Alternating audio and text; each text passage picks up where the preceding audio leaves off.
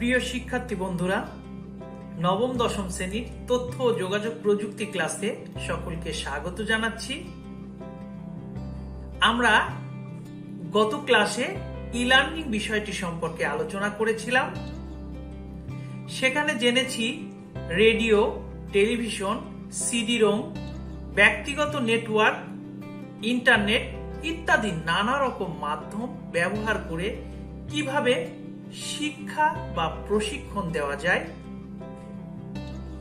আজকের ক্লাসে আমরা শিক্ষার ব্যাপারে ইন্টারনেটের ভূমিকা আলোচনা করব, যার অনেক কিছু ইতিমধ্যে তোমাদের জানা হয়ে গেছে।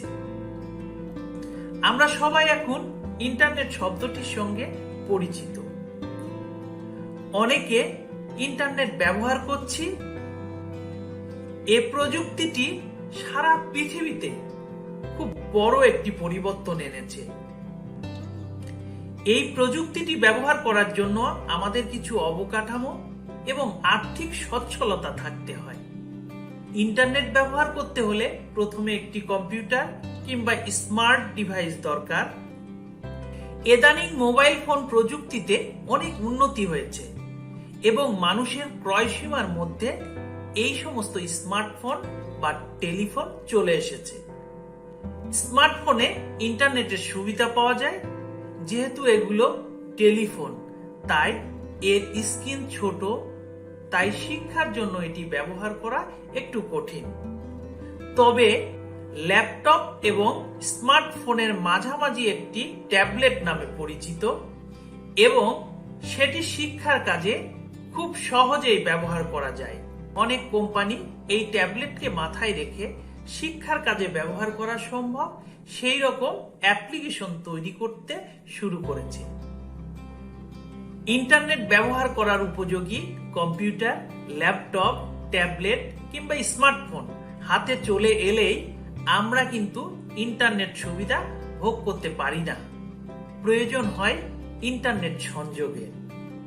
দেশের সব জায়গায় সমানভাবে ইন্টারনেট সংযোগ নেই, তাই সবাই সমানভাবে ইন্টারনেট স্পিড পায় না এবং ইন্টারনেট স্পিড কম হলে সেটি ব্যবহার করা অনেক সময় অর্থহীন হয়ে যায়।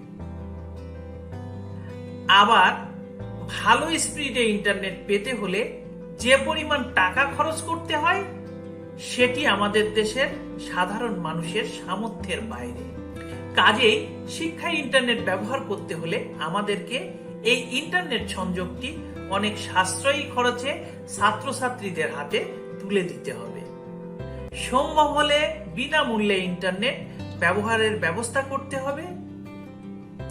যদি এদেশের সকল ছাত্রছাত্রী ল্যাপটপ কিংবা ট্যাবলেট ব্যবহারের সুযোগ থাকে এবং দ্রুত গতির বেশি ব্যান্ডউইথের ইন্টারনেট ব্যবহারের সুযোগ থাকে, তাহলে কি আমাদের সব সমস্যার সমাধান হয়ে যাবে?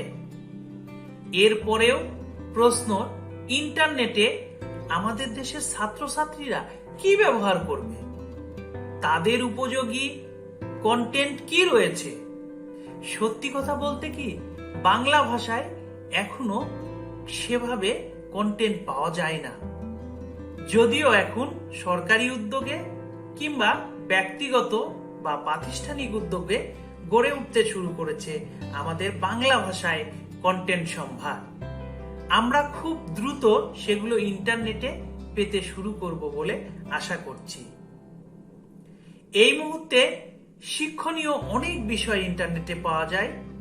কোনো ছাত্র বা ছাত্রী লেখাপড়া করতে করতে কোনো একটা বিষয় বুঝতে না পারলে সে যদি ইন্টারনেটে সেটি অনুসন্ধান করে, মোটামুটি নিশ্চিতভাবে বলা যায় যে সে তার উত্তরটি কোনো না কোনোভাবে পেয়ে যাবে।